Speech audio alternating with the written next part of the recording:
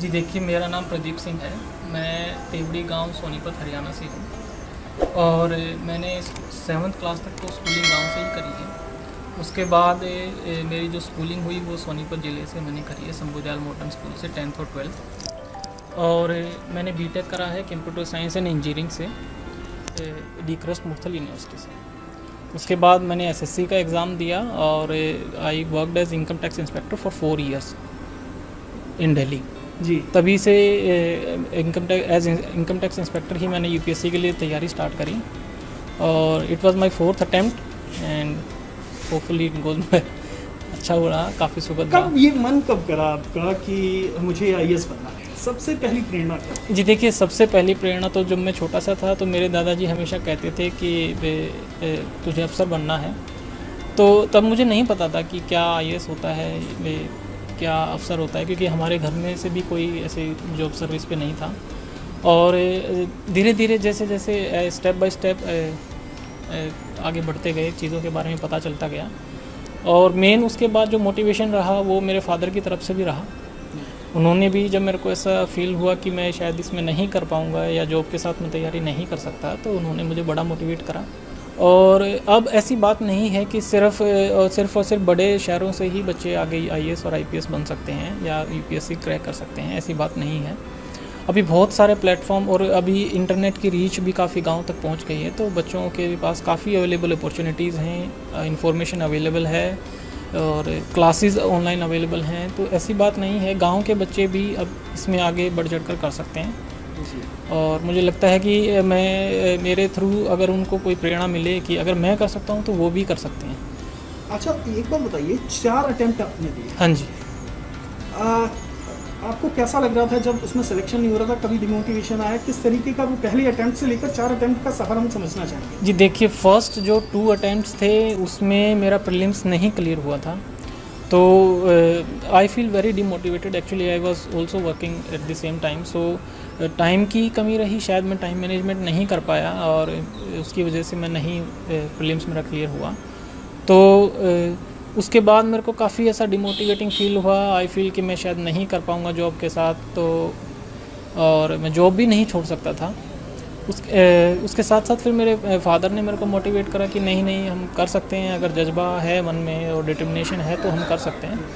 और उसके बाद फिर मैंने दोबारा तैयारी करी, दोबारा इसके लिए मेहनत करी। तो last year I got 260 rank in UPSC और I got IRS customs and excise and this year it's before you.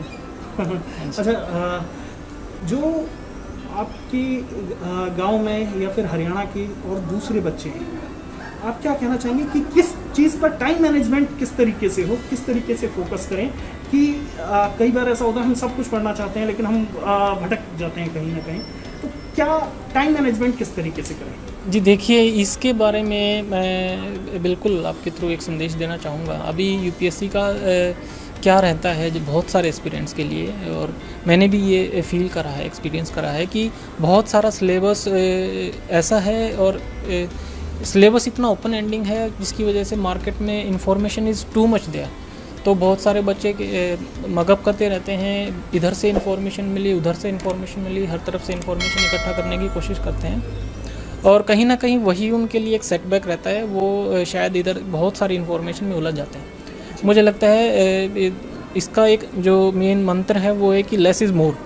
तो टू द पॉइंट आप रहिए, अपने सिलेबस के लिए आपने अपने नोट्स बनाते रहिए, करंट अफेयर्स से आप साथ में जुड़े रहिए और जो आपके बेसिक कंसेप्ट्स हैं उनको आप क्लियर करें, क्लैरिटी के साथ पढ़ें।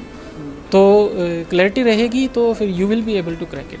अच्छा, आपने एक आखिरी सवाल पूछना चाहूँगा कि इंजीनियरिंग भी की है। हाँ जी। है ना, इंजीनियरिंग बैकग्राउंड से भी हम देखते हैं हर साल कि बहुत सारे लड़के आते हैं। क्या इंजीनियरिंग बैकग्राउंड का फ़ायदा मिलता है? और जो आर्ट्स के बैकग्राउंड के या जो बाकी बैकग्राउंड के बच्चे हैं उनके लिए थोड़ा मुकाबला मुश्किल हो गया, या हिंदी मीडियम वालों के लिए, खासतौर पर जो हिंदी बेल्ट के लोग हैं, हिंदी मीडियम के लोग हैं, उनके लिए समझना चाहूँगा मैं कि क्या अपॉर्चुनिटीज़ हैं?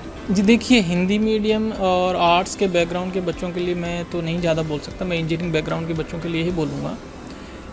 मुझे लगता है इंजीनियरिंग बैकग्राउंड के बच्चों के लिए जो एक मेन सेटबैक रहता है जब वो तैयारी स्टार्ट करते हैं तो they feel difficulty in choosing their optional subject. Because बहुत सारे ऑप्शनल सब्जेक्ट्स अवेलेबल नहीं होते हैं। जैसे मेरा कंप्यूटर साइंस से मैंने करा था, वो सब्जेक्ट अवेलेबल नहीं था, so I had to choose some other optional subject. और इसके अलावा बहुत सारे जो इंजीनियरिंग स्टूडेंट्स होते हैं वो दूसरे ऑप्शनल सब्जेक्ट को चूज़ करते हैं, फिर उसके साथ तैयारी करते हैं। तो ये एक मेन सेटबैक रहता है। तो यहाँ पे इम्पोर्टेंट है कि आप अपना ऑप्शनल सब्जेक्ट वाइजली चूज़ करें, ताकि आपको आगे इसमें प्रॉब्लम ना हो और आपको उसको चेंज ना करना पड़े, तो आपका काफ़ी टाइम बच जाएगा। तो और बाकी आर्ट्स, और मुझे लगता है कि यूपीएससी सबको एक इक्वल फुटिंग प्रोवाइड करता है। ऐसा नहीं है कि सिर्फ इंजीनियरिंग बैकग्राउंड या डॉक्टर बैकग्राउंड या मेडिकल से ही बच्चे इसमें पास हो सकते हैं। हर बैकग्राउंड से बच्चे आते हैं और हर कस्बे से बच्चे इसको क्लियर करते हैं, इसमें सफलता पाते हैं। एक और कि आपका जो कितनी क्षमता के साथ, क्योंकि सक्षम हैं ही आप, तो जब अब अधिकारी बनने के बाद क्या आपका मकसद है कि किस तरीके से चीज़ों को और बेहतर करने की कोशिश करेंगे? क्या कुछ सोचा होगा कि अधिकारी बनने के बाद ये करें? जी देखिए, मेरा आप अगर पर्सनल लेवल पे जानना चाहते हैं तो मैं ये कहना चाहूँगा कि मेरा एक ड्रीम है, I want to do some work in education sector. क्योंकि मेरी एक सोच है, मुझे लगता है कि शायद हम अगर शिक्षा के क्षेत्र को आगे बढ़ा सकें तो ये हमारे आगे आने वाली जनरेशन्स के लिए काफ़ी हेल्पफुल होगा। हमारे बहुत सारे टारगेट्स हैं, हम आगे एक बड़ा सुपर पावर के रूप में आना चाहते हैं विश्व में।